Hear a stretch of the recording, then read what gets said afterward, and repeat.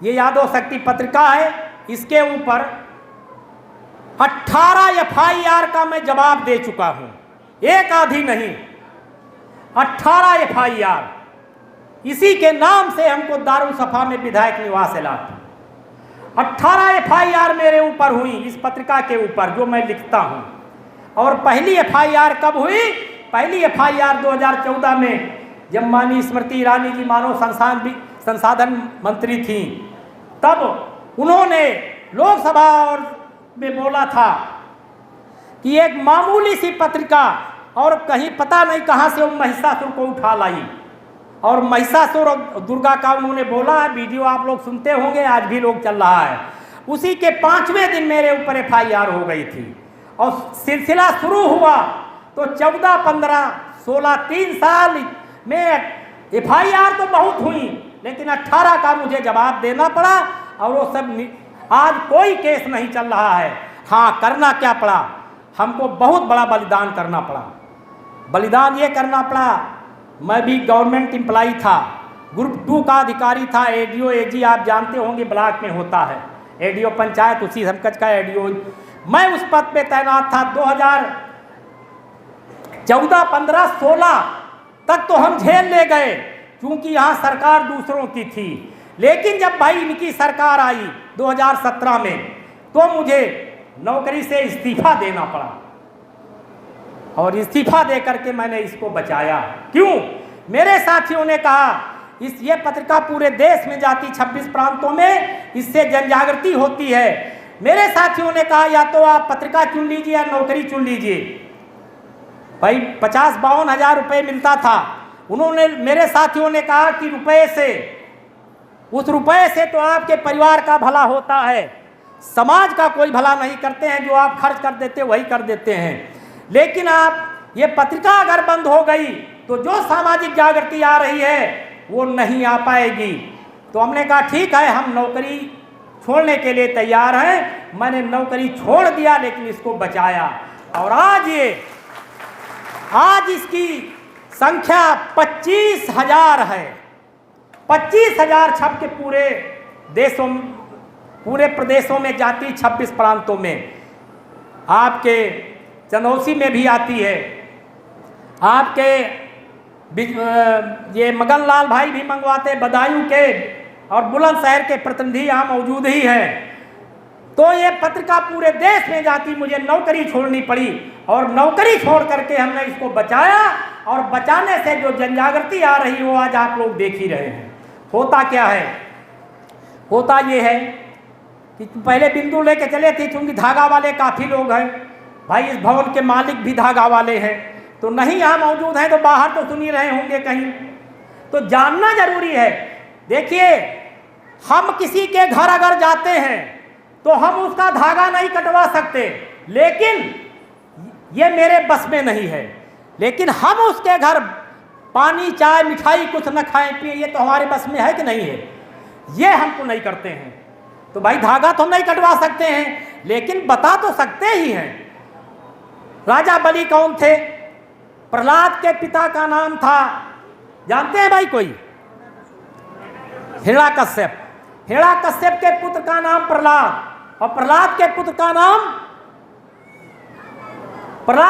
का नाम विरोचन, और विरोचन के पुत्र का नाम बलि, और बलि के पुत्र का नाम बाणासुर था। बाणासुर, लखनऊ का नाम बदलने की योजना चल रही है, कोर्ट केस हो गया है हाई कोर्ट में। इस पत्रिका में नंबर दिया है, रामकृपाल रावत वो मुकदमा लड़ रहे हैं। ये सबके नाम बदल रहे हैं, क्योंकि लखनऊ का नाम पासी बिरादरी के एक राजा थे, लाखन पासी, उनके नाम पर बसाया गया है, जो गजेटियर में है। सीतापुर का नाम, सीतापुर को छीता पासी ने बसाया। तो ये नाम बदल रहे हैं। इलाहाबाद का नाम, एक इला नाम की यादव लड़की थी, उसके नाम पे इलाहाबाद रखा गया था। इन्होंने जब इतिहास निकाला तो यादवों के नाम की उसका नाम बदल दिया, प्रयागराज कर दिया। बनारस का भी नाम बदलने का इन्होंने कर दिया है, लेकिन वहाँ लोग भी कोर्ट केस कर दिए हैं, क्योंकि बनारस का नाम बाणासुर ने रखा था, बसाया बाणासुर ने है, इसलिए बाणासुर की बसाई हुई है। तो हिरण्याकश्यप के लड़के का नाम प्रहलाद, प्रहलाद के लड़के का नाम विरोचन, विरोचन के लड़के का नाम बलि, बलि के लड़के का नाम बाणासुर। बाणासुर की एक लड़की थी, वो किसको ब्याही थी? किसको ब्याही थी भाई? जानते हैं कोई आप लोग? हैं? कृष्ण जी के लड़का को नहीं, कृष्ण जी के पोता को ब्याही थी। कृष्ण और रुक्मणी से पैदा हुए प्रद्युम्न, और प्रद्युम्न की शादी एक महामाया नाम की लड़की थी उसके साथ में हुई, और प्रद्युम्न और महामाया से पैदा हुए अनिरुद्ध। अनिरुद्ध की शादी जो है वो बाणासुर की लड़की जो थी उषा नाम की, उससे शादी हुई। अब यहाँ जो यादव लोग बैठे होंगे वो कह रहे होंगे यार वो तो बाणासुर था, असुर था, और कृष्ण तो भगवान थे। कृष्ण भगवान नहीं थे, समझे? कृष्ण यादव भी नहीं थे। क्यों नहीं थे? उस समय जातियां नहीं थी भाई। अब ये लोग लिखते हैं, देखिए घड़ी का आविष्कार 1505 में हुआ है। घड़ी जो हाथ में बांधी जाती है इसका आविष्कार कब हुआ है? 1505 में। और कृष्ण कब पैदा हुए थे? 712 ईस्वी में तो मोहम्मद बिन कासिम भारत में आया है। इसके बाद तो इतिहास मिलता नहीं, जो लोग इतिहास पढ़े हैं इसके बाद मिलता है। इसके बाद तो मुगल बंग, तुगलक बंग, ये सब आए। इसके पहले तो पहले आए होंगे ना, बाद में तो 712 के पहले तो कोई नहीं आया, कोई इतिहास नहीं मिलता। तो 712 के पहले जो है वो कृष्ण पैदा हुए होंगे, तब घड़ी ही नहीं थी। तो भाई 12 बजे कैसे पैदा हुए? क्या प्रमाण है 12 बजे पैदा हुए? कोई प्रमाण नहीं है। इन धार्मिक ग्रंथों में सारा का सारा सब झूठ लिखा गया है, सब कुछ। और यही बात जो है हाई कोर्ट, सुप्रीम कोर्ट में पेरियार ललई सिंह ने साबित किया कि जो रामायण है वो काल्पनिक है, रामायण काल्पनिक है। यही बात उन्होंने हाई कोर्ट में सिद्ध किया और मुकदमा जीते। यही बात उन्होंने सुप्रीम कोर्ट में सिद्ध किया और इसको जीत के लाए। लेकिन यादव जी के यहाँ या लोधी जी के यहाँ जब अखंड पाठ होगा तो उसी रामचरितमानस का ही होगा। तो देखिए कितना झूठ लिखा गया। ये मैं नहीं कह रहा हूँ, आप खोज लीजिए घड़ी का आविष्कार कब हुआ और कृष्ण कब पैदा हुए थे। भाई जब जातियां नहीं थी तो यादव कहाँ से हो गए? वो तो हमारे मूल निवासी थे ना। लेकिन वो मूल निवासी कौन थे? देखिए कुछ लोग बुद्ध के साथ में वो शब्द लगा देते हैं। क्या लगा देते हैं? क्या लगा देते हैं भाई? हैं? हाँ, वो बुद्ध के, जरा बताइए क्या लगाते हैं? हम तो भगवान बुद्ध। हाँ, ये इतना गंदा शब्द है। बताइए बुद्ध ने, जिसने पूरे विश्व को ज्ञान दिया, बुद्ध ने 68 देश पूर्ण रूप से आज भी बुद्धिज्म में हैं। ये रिकॉर्ड है पूरे विश्व का। और उन्होंने आत्मा परमात्मा का जो है वो नकार दिया। आवाज उन्हीं के साथ ये गंदा शब्द लोग लगा देते हैं। भाई इसकी क्या जरूरत है? ये शब्द अगर न लगाया जाए तो क्या बुद्ध की गरिमा कम हो जाएगी? बताइए आप लोग हैं? भग माने क्या होता है? डिक्शनरी पढ़ लीजिएगा, जो पढ़े लिखे लोग हैं। भग माने क्या होता है? वैसे हमारे कुछ लोग अर्थ का अनर्थ कर देते हैं, बता देते हैं ये नहीं वो है, ये पाली का वो उसका है, इसके ये माने होते हैं। आप डिक्शनरी पढ़ लीजिए, डिक्शनरी में भग माने क्या होता है। जिसके पास ज्यादा धन होता है उसको क्या कहते हैं? धनवान कहते हैं। कहते हैं नहीं कहते? जो रिक्शा चलाता उसको रिक्शावान कहते हैं, जो मोटर चलाता उसको मोटरवान कहते हैं, जो गाड़ी चलाता उसको गाड़ीवान कहते हैं। कहते हैं कि नहीं कहते? तो भाई जिसके पास ज्यादा धन होगा उसको धनवान कहेंगे। भग माने क्या होता है? यौन होती है। मैं नहीं कह रहा हूं, डिक्शनरी कह रही है। तो बताइए इतना गंदा शब्द उनके साथ अगर तथागत कहा जाए, महामानव कहा जाए, तो क्या उनकी गरिमा कम हो जाएगी भाई?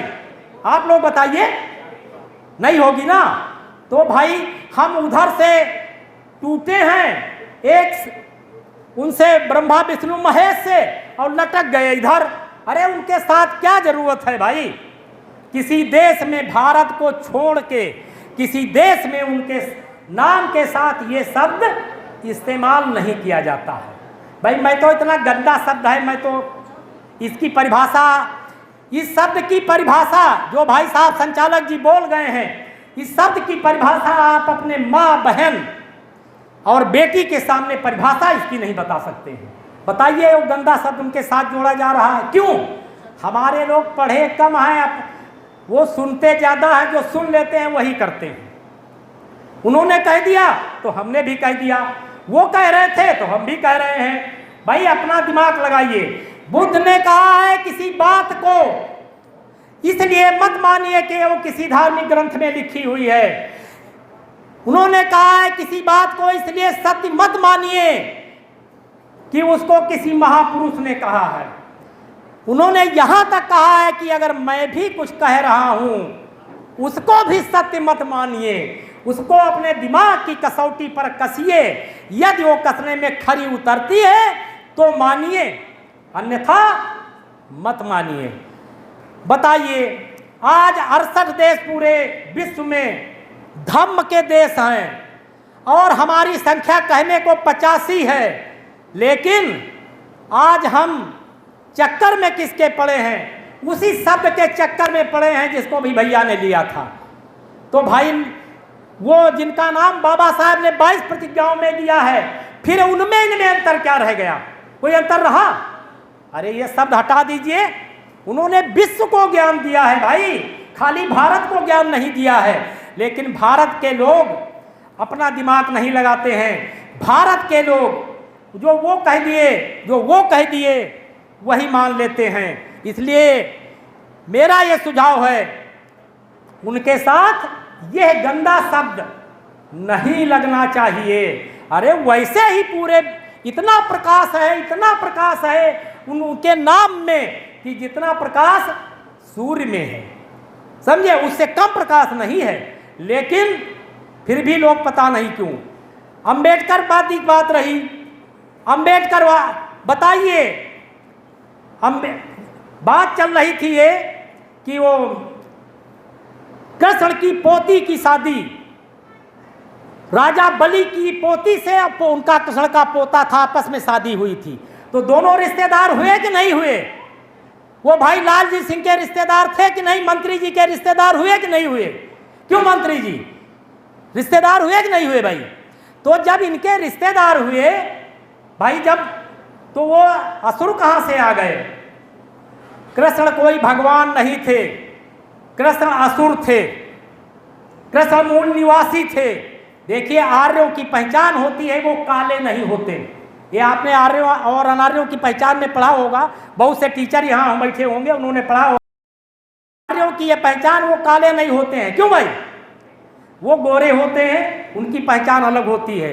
तो कृष्ण तो काले थे, कृष्ण काले थे।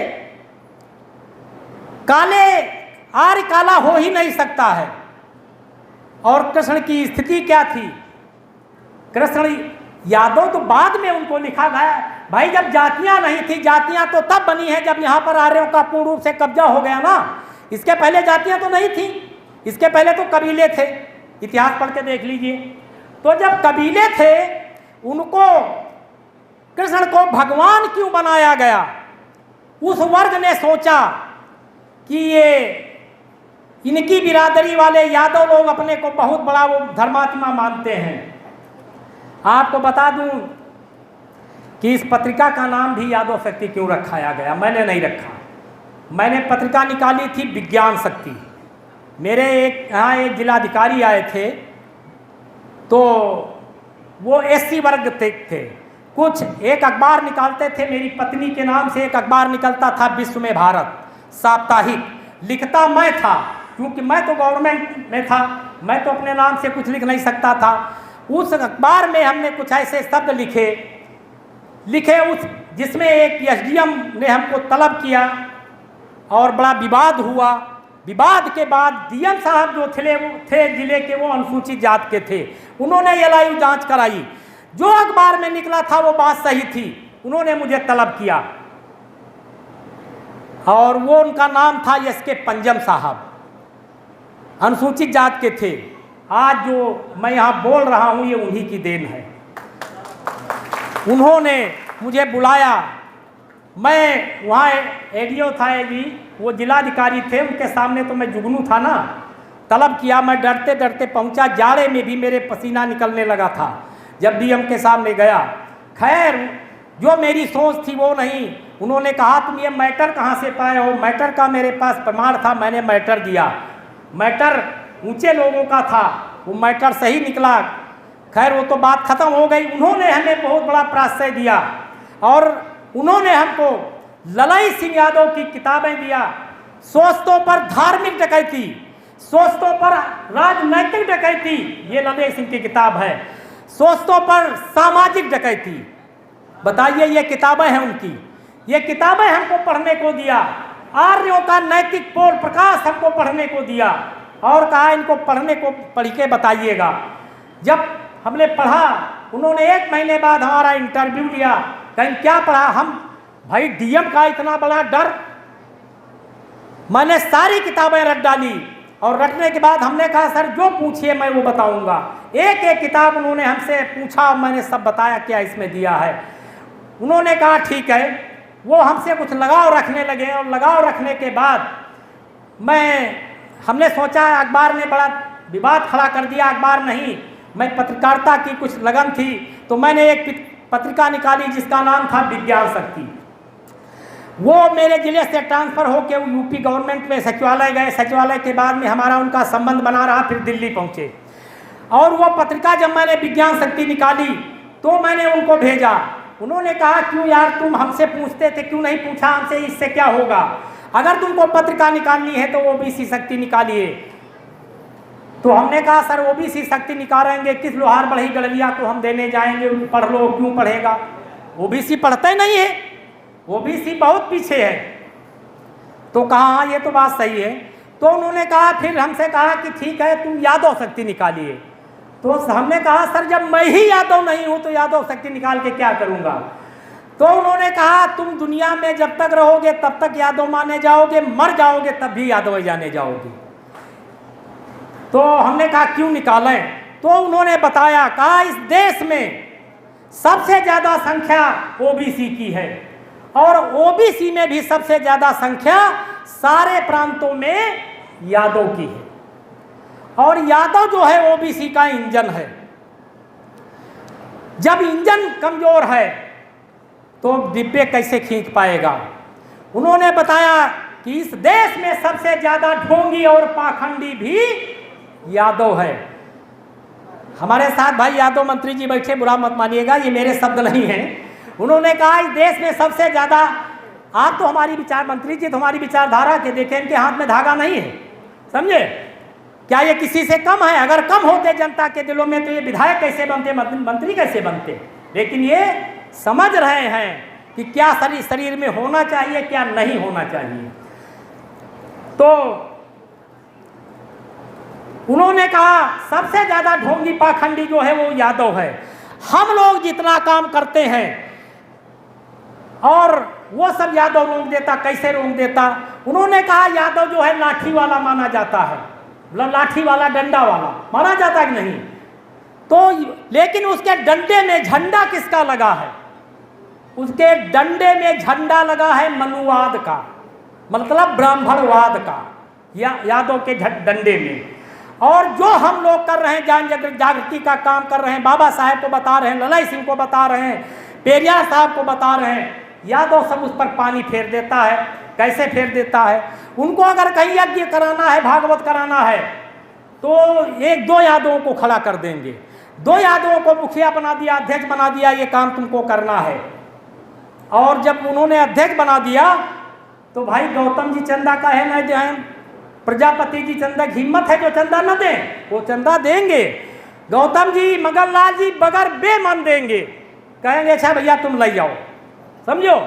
इसलिए कहें कि अगर ये जागृत हो जाता है तो बहुत कुछ हो सकता है। इस नाम का भी रजिस्ट्रेशन जो है वो भारत सरकार से होता है, नाम अपने आप नहीं रखा गया। तो उन्होंने कहा कि आप यादव शक्ति से लिखाइए, एप्लीकेशन दीजिए, मैं यही नाम सेंक्शन करके भिजवाता हूँ। तो हमने कहा सर मैं बेमन निकालूंगा। कहा बिल्कुल बेमन निकालिए, पैसा मैं दूंगा। और वो जब दिल्ली गए तो IS की जो यूनियन होती है SC ST की, उसमें वो महासचिव बने थे, आप रिकॉर्ड देख सकते हैं, वो उसके महासचिव रहे हैं। ये बात है 2004-05 की। तो उन्होंने कहा कि एप्लीकेशन भेजिए, एप्लीकेशन में ये, फिर हमने कहा सर यादव कब निकाला जाए, मैं ही यादव नहीं। तो उन्होंने कहा क्या पत्रिका आप अपने लिए निकालेंगे? मैंने कहा नहीं। कहें फिर जो मैं कह रहा हूँ निकालिए, पैसा मैं लगाऊंगा, तुमने जो विज्ञान शक्ति छपाई उसका भी पैसा मैं तुमको दे रहा हूँ, तुम्हारा नुकसान नहीं होने दूंगा। मैं समझ रहा हूँ पैसा लगता है, और जितनी छपाना चाहो उतनी छपाओ, पैसा हम लोग देंगे, और उसकी 200-500 प्रतियां दिल्ली मेरे पास भेज दीजिए। तो हमने कहा ठीक है।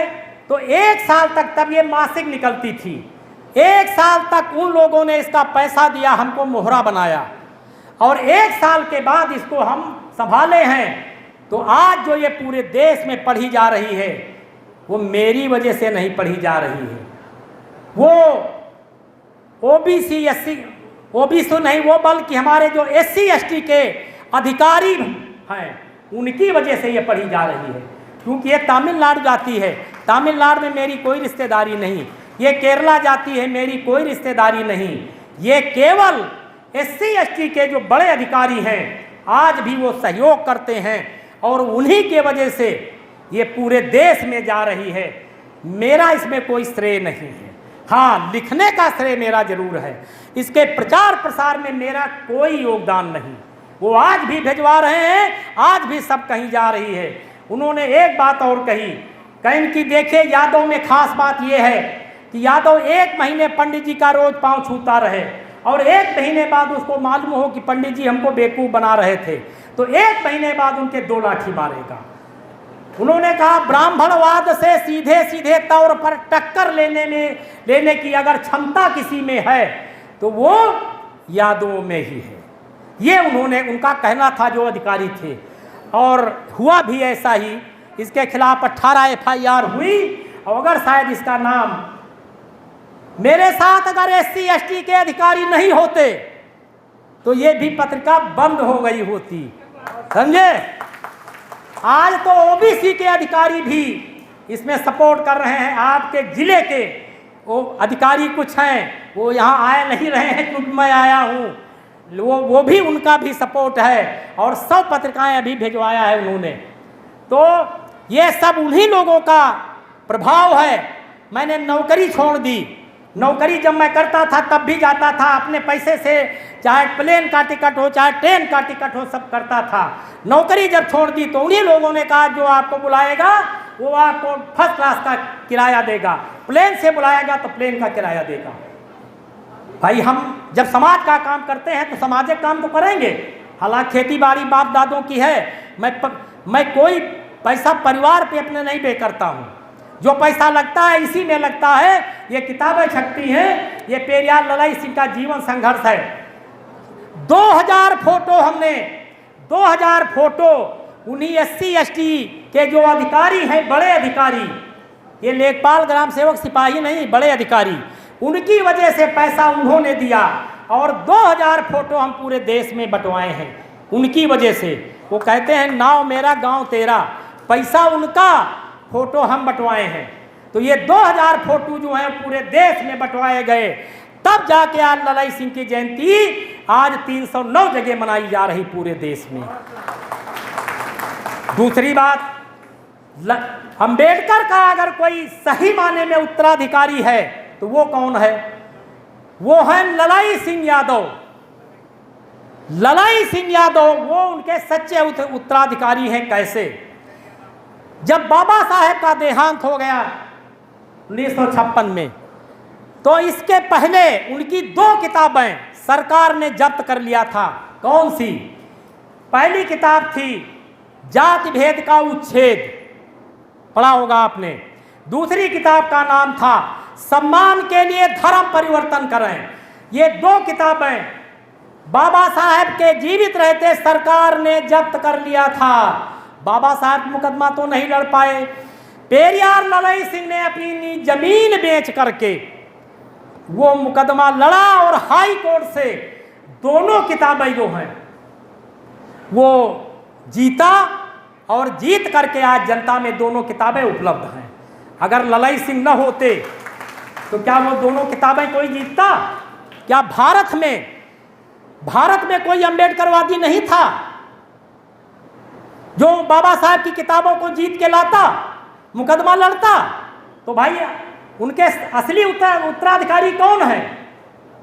ललई सिंह यादव, पेरियार ललई सिंह यादव। बाबा साहब ने जब नागपुर में दीक्षा लिया बौद्ध धर्म की, उस समय ये बीमार थे, वो नहीं जा पाए वहाँ। तो इन्होंने तय किया कि जिस बौद्ध धर्म गुरु बौद्ध भिक्षु जिसे बाबा साहब ने दीक्षा लिया है, हम उन्हीं से दीक्षा लेंगे।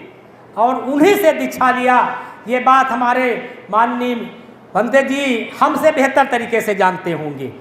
तो भाई उनके गुरु भाई हुए कि नहीं हुए हैं? तो बाबा साहब के गुरु भाई थे ललई सिंह यादव। इसीलिए नंबर 1 पे सब पूरे देश में सबसे जयंती बाबा साहब की। पूरे देश में अगर सबसे ज्यादा मूर्तियां लगी हैं तो किसकी लगी हैं? बाबा साहब की। और जयंती मनाई जाती है नंबर 1 पे तो बाबा साहब की।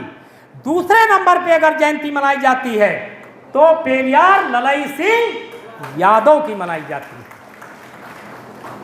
अब क्यों मनाई जाती है आपको बता दिया। उनके गुरु भाई थे, उनकी किताबों को जीता। उन्होंने कहा क्या था? उन्होंने कहा था, उस पर ध्यान दे दीजिए। उन्होंने कहा था, पेरियार ललई सिंह यादव ने कहा था कि मनुष्य कितना भी मोटा तगड़ा हो, मेरी समझ से यहाँ पर ये भाई साहब और भंते जी के अलावा कोई तगड़ा तंदुरुस्त तो है नहीं, मोटा तो है नहीं। ये गाड़ी अलग हटवा दे, थोड़ी सी यहाँ पे खड़ी है, खाने को भाई गाड़ी नंबर 91 81 जिसकी भी हो, यही है ना, वो थोड़ा अलग हटा दें, वो कुछ डिस्टर्ब कर रही है। अनुरोध है कि गाड़ी मालिक, गाड़ी ड्राइवर जो भी हो 9181 मतलब 91 81 नंबर की गाड़ी जिसकी भी हो कृपया हटवा दें। तो ललई सिंह जी ने कहा था आदमी कितना भी लंबा चौड़ा मोटा तगड़ा हो, भाई मंत्री जी भी हमारे एक तगड़े तंदुरुस्त हैं, लेकिन इनकी भी गर्दन का व्यास जो है वो 6 इंच तो होगा। बताइए आप लोग, अरे हाँ ना तो करते जाइए, इससे ज़्यादा होगा? नहीं होगा ना। इनकी गर्दन पे अगर इनके समकक्ष का कोई व्यक्ति हो, उसकी गर्दन पे अगर बकरा बकरी या भेड़ा भेड़ी, इसकी गर्दन तो बैठ सकती है, लेकिन मनुष्य की गर्दन पे हाथी कैसे बैठ सकता है? ये मैंने नहीं, ललई सिंह ने ये लिखा है। उन्होंने लिखा है कि हाथी का बच्चा जब पैदा होता है तो उसकी गर्दन 2 फुट की कम से कम होती, कम से कम 2 फुट। तो भाई 2 फुट की गर्दन वो 6 इंच पर कैसे बैठ गई? और बैठ तो गई, बैठने के बाद वो छील छाल के घटना क्या है? घटना उन्होंने लिखा, देखिए किसी चीज़ को तह में जाना चाहिए, क्योंकि कांवर ढोने के लिए हमारे आपके नातेदार रिश्तेदार भाई बंधु जाते हैं। वो 15% वाले कांवर ढोने नहीं जाते हैं। जाते हैं भाई?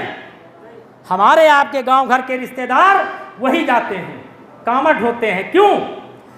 वो कहते हैं, बोलते क्या हैं? जय भोले जय भोले। और भाई ये सरकार उनको बढ़ावा दे रही है। सरकार तो यही चाहती है, सरकार चाहती है कि आप बुद्धू बने रहें, शिक्षा ना आपको मिल पाए। जब शिक्षा नहीं मिल पाएगी तो बुद्धू बने रहेंगे, धर्म के चक्कर में फंसे रहेंगे और वो शासन करते रहेंगे।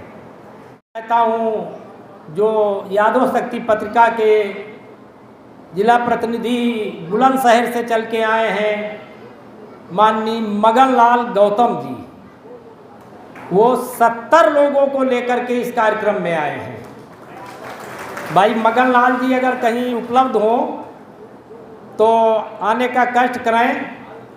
भाई मगन लाल गौतम जी जो 70 लोगों को बस से लेकर के यहाँ आए हैं। हैं?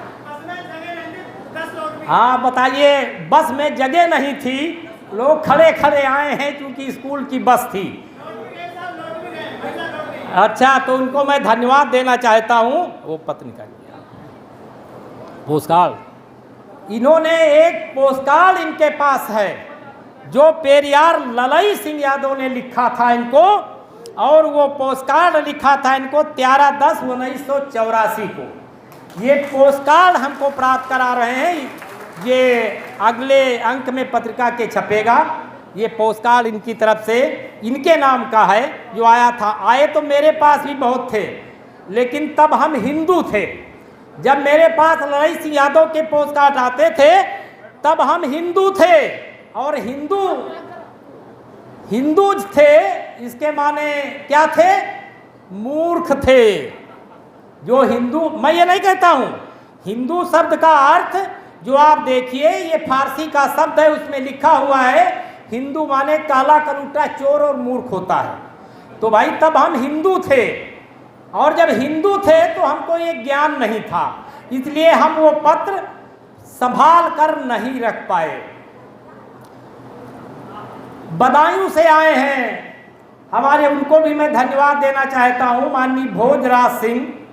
ये बदायूं से चल के आए हैं, जिन लोगों ने माला पहनाया, और बदायूं से मेरी समझ से माला भी लेके आए हैं। ये बार 1 दर्जन लोग आए हैं, तो इनको भी मैं धन्यवाद देना चाहता हूँ। और बदायूं से चल के ही शायद वहाँ के जिला प्रतिनिधि राम मूर्ति लोधी जी भी क्या आए हैं?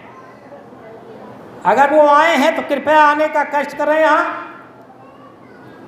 माननीय राम मूर्ति लोधी जी मंच पर आने का कष्ट करें, क्योंकि उनका एक सम्मान पत्र जब हम लखनऊ में वितरित कर रहे थे तो नहीं वो पहुँचे थे, इसलिए वो सम्मान पत्र उनको हम यहाँ प्राप्त करा रहे हैं। इनके काफ़ी जो हैं इन्हीं की टीम के लोग माला लेकर के आए थे, और ये बदायूं जिले में पत्रिकाओं को मंगा करके जन जागृति का कार्यक्रम करते हैं। माननीय राम मूर्ति लोधी जी ये पेशे से शिक्षक हैं, सेवानिवृत्त हैं। इधर आइए,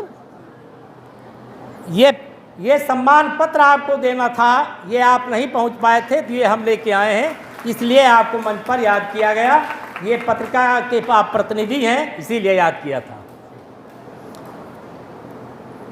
और बहुत धन्यवाद मैं आप लोगों को देना चाहता हूं, जो आप मंच के सामने बैठे हैं और सुनने के लिए आए हैं, अपना कीमती समय निकाल करके।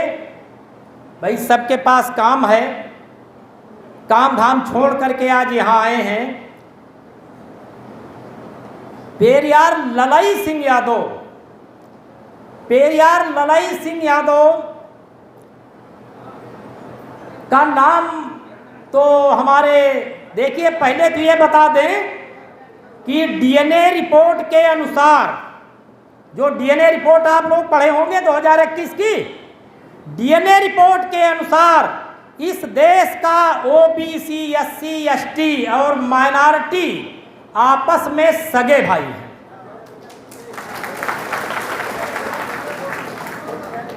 क्योंकि उनका डीएनए मिल रहा है, मैच कर रहा सबका, और जिनका डीएनए नहीं मैच कर रहा है वो कौन से लोग हैं?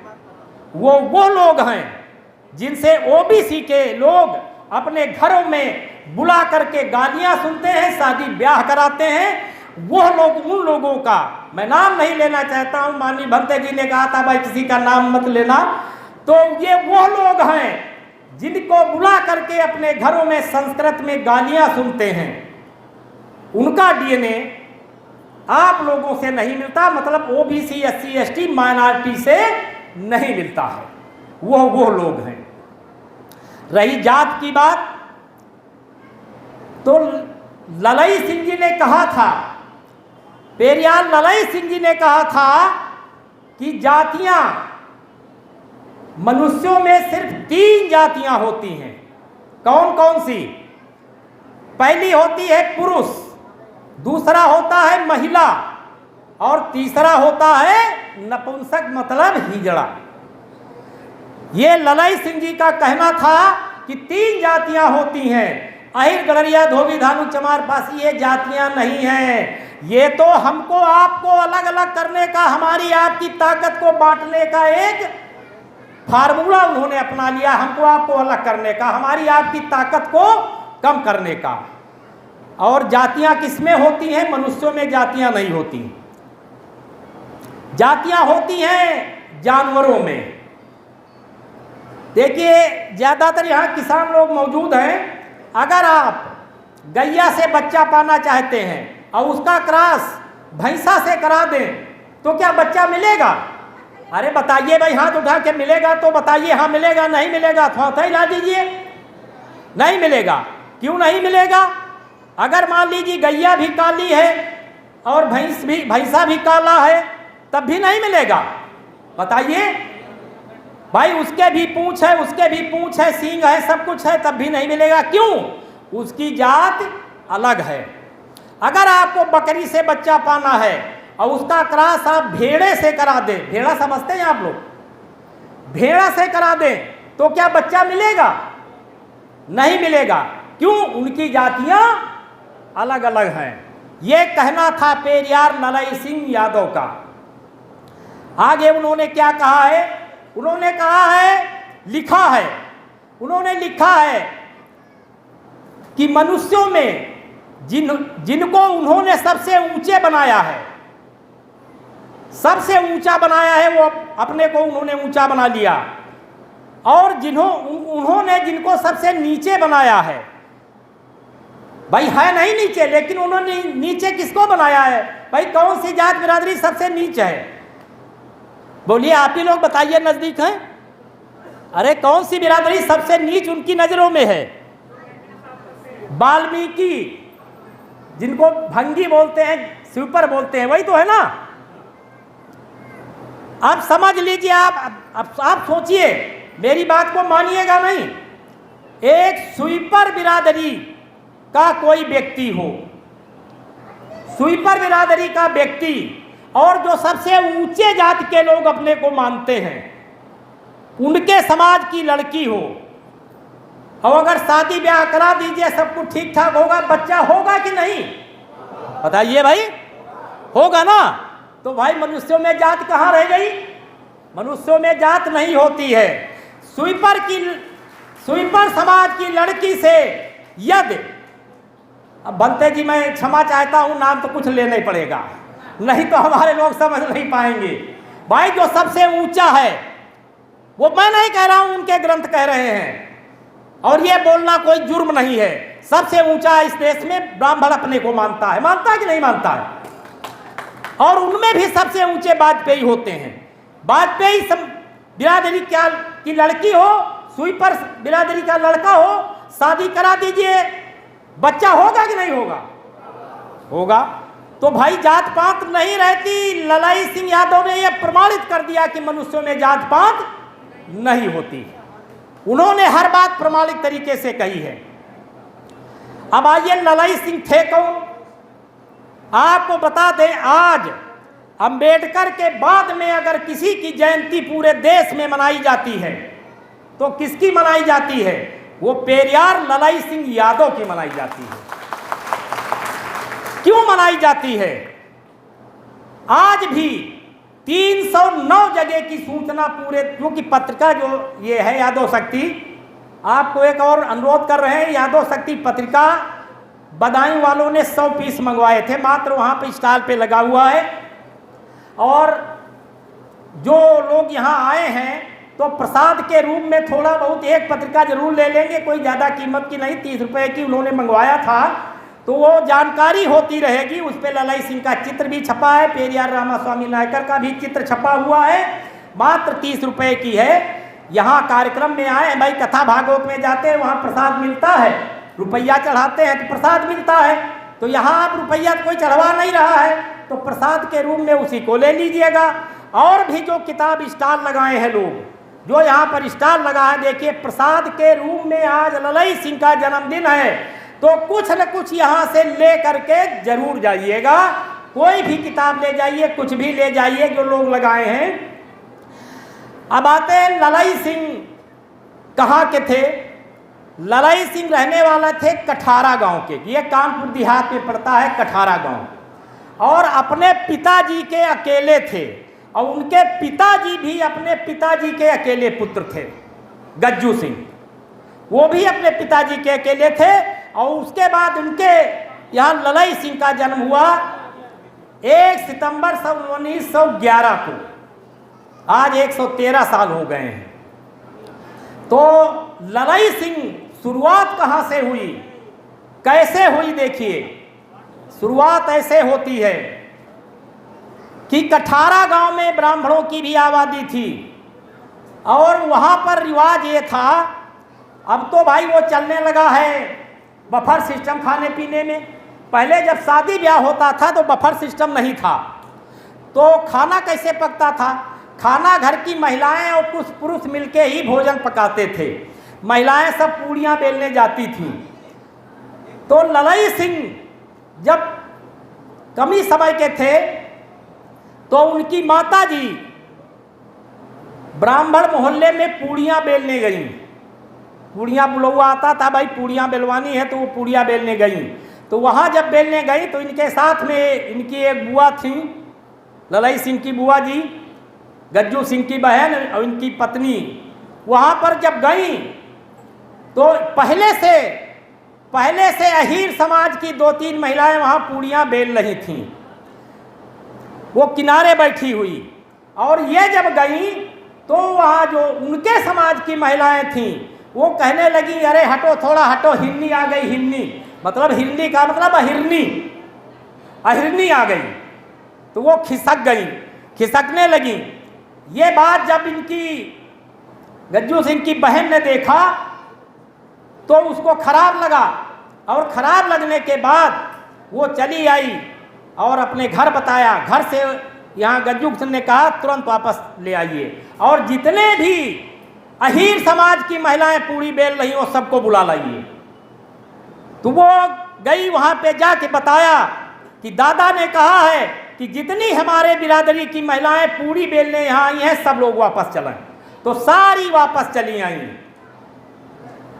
ये उन्होंने परंपरा तुड़वाई। एक परंपरा और क्या थी? एक परंपरा ये थी, कठारा गांव में खुद गया हूं, वहां पर परंपरा थी कि एससी वर्ग की कोई महिला गांव के जो इर्द गिर्द था, जिसको क्या बोलते हैं गांव की चौहद्दी, उसमें वो प्रसव नहीं कर सकती थी, मतलब बच्चे को जन्म नहीं दे सकती थी। वो ये नियम था। ललई सिंह के यहाँ मंगरू नाम का एक व्यक्ति जो रैदास बिरादरी थे, एससी बिरादरी से, वो काम कर रहे थे इनके घर का खेती बाड़ी का। तो उनकी बहन आई हुई थी मंगरू भाई की उनके घर, और वो गर्भवती थी। उसके बच्चा होने का समय आया तो रात में जब खा पी के सब लेट गए तो मंगरू भाई आए और वो उनका गेट जो था उस पर खड़खड़ाया। तो गज्जू सिंह जी ने कहा ललई सिंह जी के पिता ने, देखो कौन है। तो देखने गए ललई सिंह, अरे कहीं वो मंगरू चाचा है, मंगरू चाचा। उनका पारिवारिक संबंध था, देखिए जात पात नहीं मानते, पारिवारिक संबंध था उनका। तो उन्होंने कहा क्या बात है? तो आए और कहे, गज्जू सिंह से कहे दादा हम बैलगाड़ी ले जाएंगे। उस समय बैलगाड़ियाँ चलती थी, ये और साधन तो थे नहीं। तो कहीं बैलगाड़ी रात में क्या करोगे? तो कहा हमारी बहन आई है और गांव का ये नियम है कि गांव में कोई भी दलित वर्ग की महिला बच्चे को जन्म नहीं दे सकती, मतलब प्रसव नहीं कर सकती, उसका नार गांव के डांडे में नहीं गाड़ा जाएगा। तो जहां तक गांव की चौहद्दी है, आप लोगों ने देखा होगा वो तिहद्दा गाड़े रहते थे, वो गांव की चौहद्दी मानी जाती थी। कहीं जब उसके बाहर दूसरे गांव के डांडे पर हम ले जाएंगे, वहां प्रसव हो जाएगा, तब हम ले आएंगे। ललई सिंह ने कहा अपने पिताजी से, कहा दत्ता ये नहीं होना चाहिए। कहा फिर क्या होना चाहिए? कहा मंगरू चाचा जो हैं, इनके यहाँ इनकी बहन आई है, वो हमारे समाज की भी महिला है, उसका प्रसव घर में होगा। भाई तैयारी हुई। तैयारी में क्या हुआ, आपने देखे होंगे उजेले के लिए पहले बल्लम भाला जो होते थे उसमें कंडा लगाए जाते थे, तेल ओल डाल करके।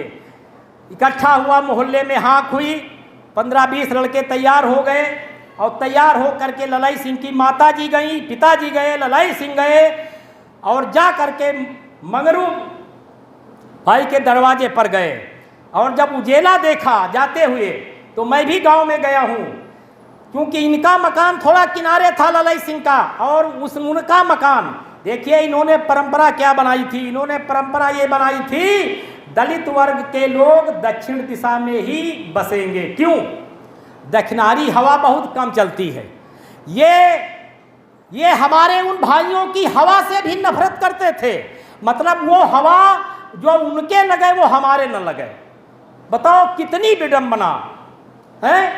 तो इसलिए उनको गांव के दक्षिण मकान छोर पर बसाया जाता था।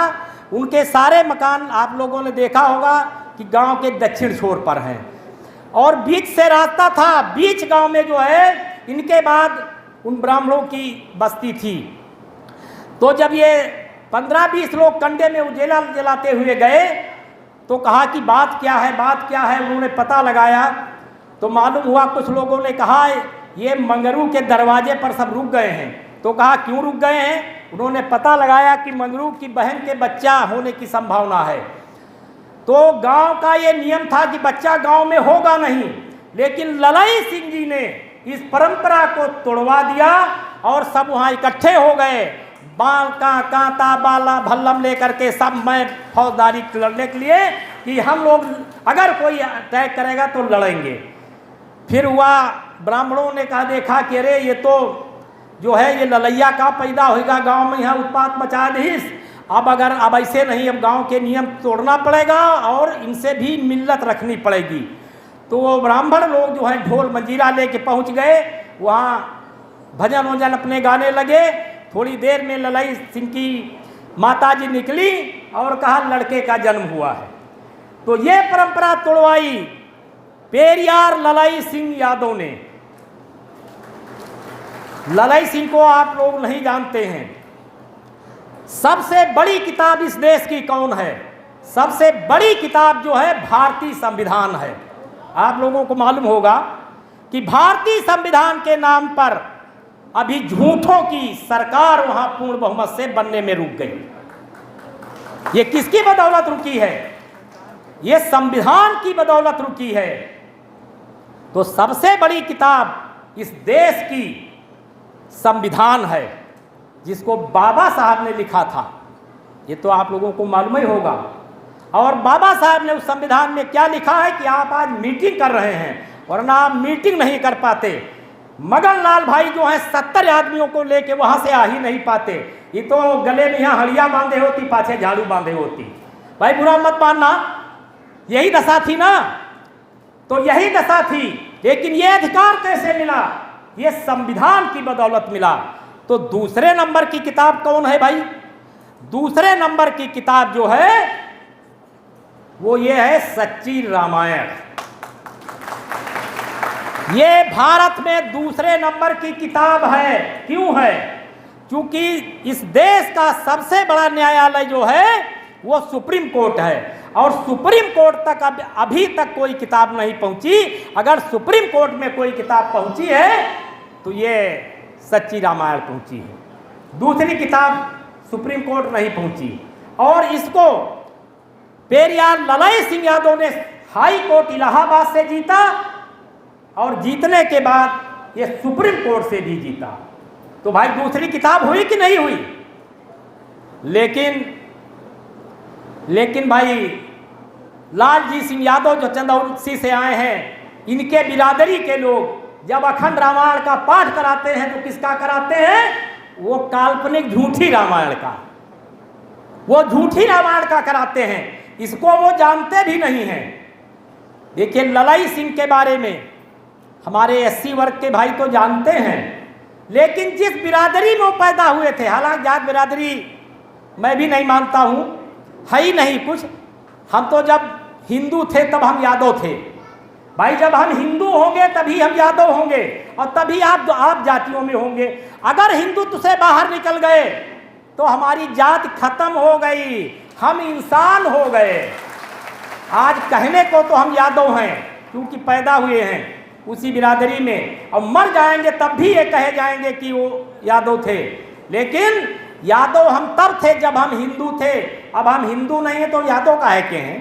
भाई मैं उस हिंदू व्यवस्था को नहीं मानता हूँ जो अभी सबसे पहले वक्ता बोल रहे थे, ब्रह्मा विष्णु महेश को मैं किसी को नहीं मानता हूँ, मैं उस व्यवस्था को नहीं मानता हूँ। अभी एक बात आज याद आ गई कि अभी जो बदायूं से चल के आए थे, जिन लोगों ने माला पहनाया था, तो सबसे लास्ट में माला पहनाया है माननीय देवेंद्र यादव ने। क्या देवेंद्र यादव जी हैं यहाँ पे? कोई लड़का देवेंद्र यादव था, अपने को लास्ट में पहनाया था हमें माला है भाई, तो कृपया। नहीं, बदायूं से चल के आए हैं, वो बता रहे थे देवेंद्र यादव ही शायद नाम बताए थे, नहीं है? अरे भाई हाथ में वो धागा बांधे थे, नौरंग यादव। अरे वो लास्ट में माला पहनाए हैं, बताए थे अपना नाम कोई यादव करके बताए थे। बदायूं से कितने यादव आए हैं?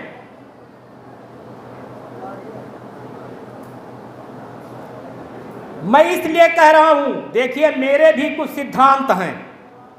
मेरे सिद्धांत क्या है? मैं अब भाई मंच पर हम कह नहीं सके क्योंकि उनके हाथ से अगर हम माला पहनना इनकार कर देते तो उनका अपमान था, क्योंकि सीधे सीधे किसी का अपमान नहीं करना चाहिए। भारतीय संविधान के अनुसार किसी व्यक्ति को किसी दूसरे व्यक्ति का अपमान करने का कोई अधिकार नहीं है। तो उन्होंने मुझे माला पहना दिया, हाथ में धागा बांधे थे वो।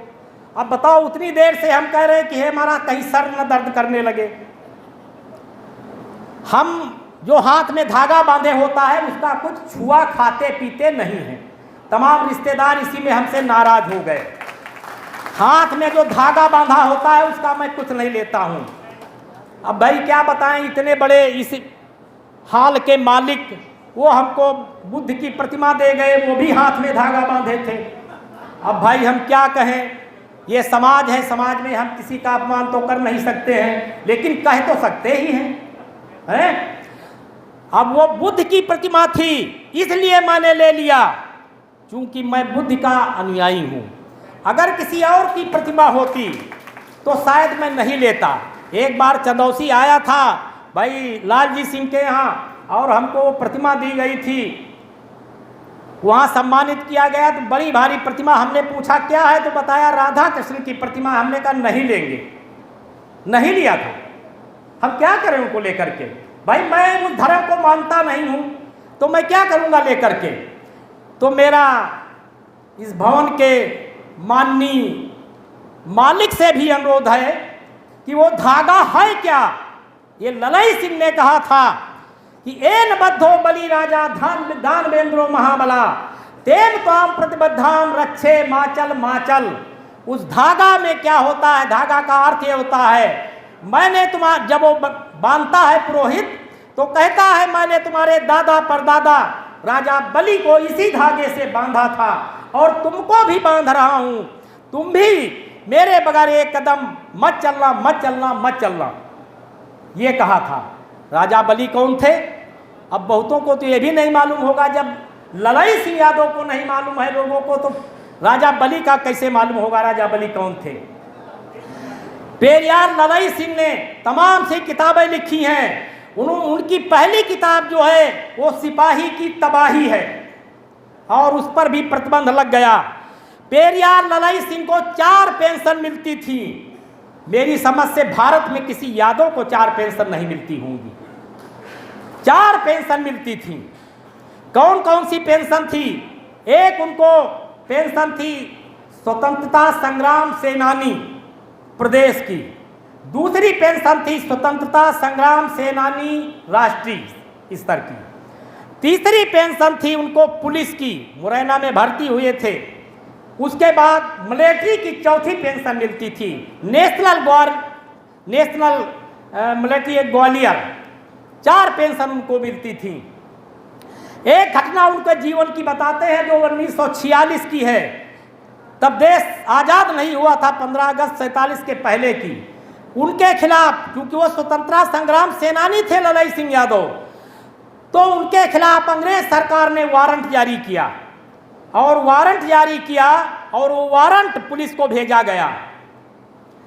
पुलिस के पास जब वारंट आया, इसके पहले ललई सिंह जी ने मिलिट्री और पुलिस की एक यूनियन बना रखी थी, ग्वालियर नेशनल आर्मी के नाम से जो मिलिट्री थी ग्वालियर स्टेट की, और वो मुरैना उसी के अंतर्गत आता था। तो पुलिस और आर्मी की उन्होंने यूनियन बनाई थी और दोनों के अध्यक्ष प्रेसिडेंट वही थे, पेरियार ललई सिंह यादव।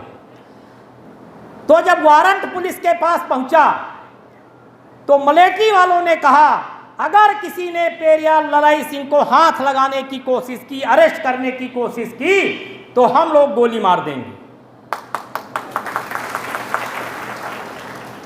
बताइए, ऐसा व्यक्ति जिसको पुलिस ने इनकार कर दिया अरेस्ट करने से, और वो वारंट मजिस्ट्रेट को वापस भेज दिया। उसके बाद वो वारंट फिर मिलिट्री को भेजा गया। जब मिलिट्री को भेजा गया तो पुलिस वालों ने भी वही ऐलान किया कि अगर किसी ने पेरियार ललई सिंह को गिरफ्तार करने की कोशिश की तो हम लोग भी गोली मार देंगे। बताइए, वो गिरफ्तार नहीं हो सके। बताइए कितना बड़ा भाई, जिनका डीएनए एक है, उनको ये गर्व होना चाहिए बहुजन समाज को कि ऐसा व्यक्ति भारत में पैदा हुआ जिसको ना तो पुलिस गिरफ्तार करने के लिए तैयार है और ना मिलिट्री तैयार है। ऐसा कोई व्यक्ति आपकी नजरों में है? नहीं है। ये घटनाएं उनके जीवन की हैं।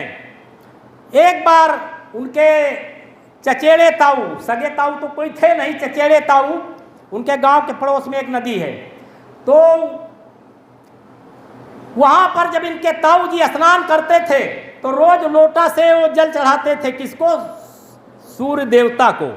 तो पूछा, ताऊ जी ये क्या कर रहे हो? तो बताया, ये सूर्य देवता को जल चढ़ा रहे हैं। तो कहा, सूर्य देवता कितनी दूर है? अरे कहा, है तो बहुत दूर। तो कहीं क्या जल ये पहुंच जाएगा? अरे कहीं बिल्कुल पहुंच जाएगा, हमारी आस्था है तो जरूर पहुंच जाएगा। तो एक दिन वो कहीं बाहर जा रहे थे, जब ये पता लग गया कि वो जा रहे हैं, रास्ता वही नदी के पास होकर के था, तो ललई सिंह पहले पहुंच गए वहां और हाथों से जो है वो पानी उलटने लगे। तो ये निकले, कहीं ये ललैया क्या करत हो? तो कहा, अरे आप बता रहे थे कि फला वाला खेत सींचने वाला हो गया है, उसकी सिंचाई करनी है। तो कहीं हाँ बता तो रहे थे। तो कहीं मैं उसी खेत को पानी पहुंचा रहा हूं। तो कहा, तू पागल हो गया है क्या? तेरे पहुंचाने से पानी वहां जाएगा, वो तो फिर नदी में वापस आ रहा है। तो कहा, ताऊ जी अगर आपके पहुंचाने से पानी सूर्य देवता को मिल सकता है उतनी दूर, तो हमारे पहुंचाने से खेत में भी पानी पहुंच सकता है।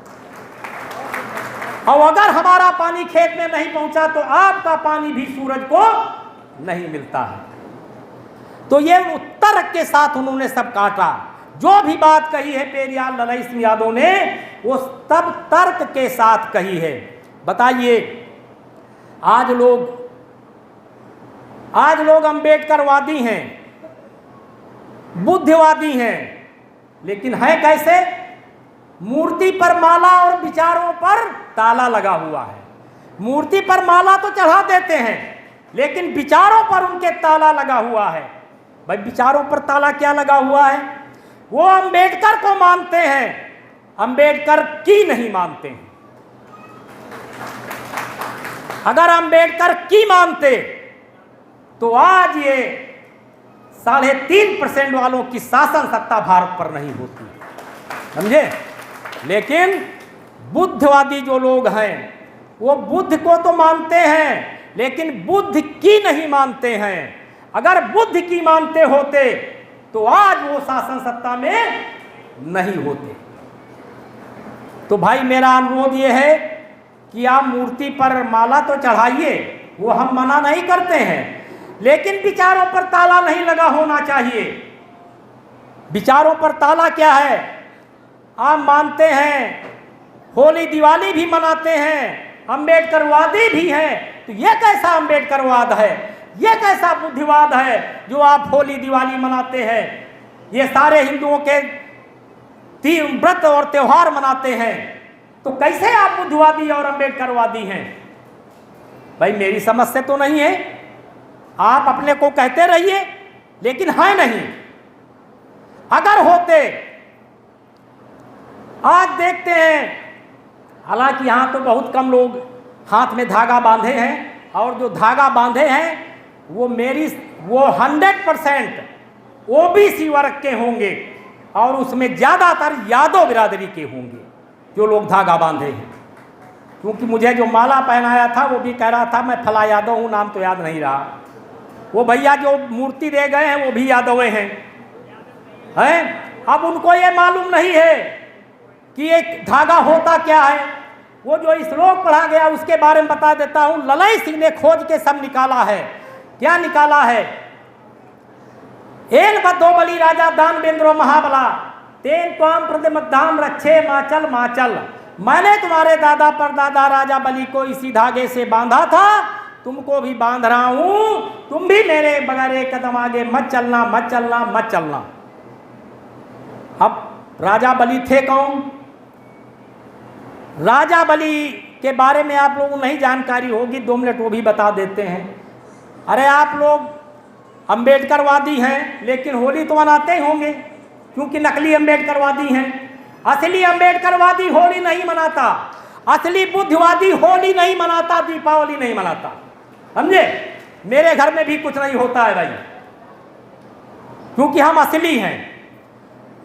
तो आप होली में एक रंडा गाड़ा जाता है, गाड़ा जाता है कि नहीं भाई, गांव के बाहर, और उसको क्या बोलते हैं? ये कौन है?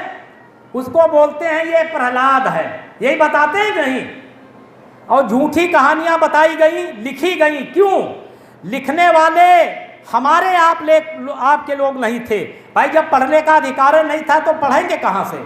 पढ़ने का अधिकार जो है तो अंग्रेजों की देन है कि इस यहाँ के बहुजन समाज को पढ़ने का अधिकार मिला। लोग समझते हैं अंग्रेज बहुत खराब थे। अरे अंग्रेज ना आए होते तो आज आप कुर्सी पर नहीं बैठे होते। अंग्रेज ना आए होते तो ये संविधान नहीं बनता जो बाबा साहब ने लिखा है। ये सब अंग्रेजों की देन है भाई। तो वो प्रहलाद जो था वो रड्डा गाड़ा जाता, इन्होंने लिख दिया होलिका के बारे में कि होलिका एक महिला थी, उसको वरदान था कि वो आग में जो बैठेगी तो वो जलेगी नहीं। अच्छा भाई, मैं यहाँ पर आया हूँ, यादराम जाटव जी, देवेंद्र यादव जी यहाँ आयोजन किए हैं, और वो यही क्षेत्र में लकड़ियाँ मंगवाएं, जलने वाला सामान इकट्ठा करें एक ट्राली, उसके ऊपर ये यादराम जाटव जी बैठे, देवेंद्र जी बैठे, हम भी बैठे, और नीचे से आप लोग आग लगा दें। आपके जिले का वो लकड़ियाँ हैं, जलने वाला सामान है, तो क्या मैं लखनऊ से चल के आया हूँ, मैं जल जाऊँगा? ये नहीं जलेंगे? बताइए भाई। जलाएंगे तो तीनों जलाएंगे ना। आग का ये नियम है कि वो जलाएगी तो सबको जलाएगी, कोई बचेगा नहीं। इन्होंने सब झूठा लिख दिया। मामला क्या था? मामला कुछ और ही था। प्रहलाद को लेके वो बैठी ही नहीं। खैर वो छोड़िए, वो तो अलग की बात है। वो जब यादव शक्ति परमानेंट पढ़ते रहेंगे सब इसमें निकलता रहे।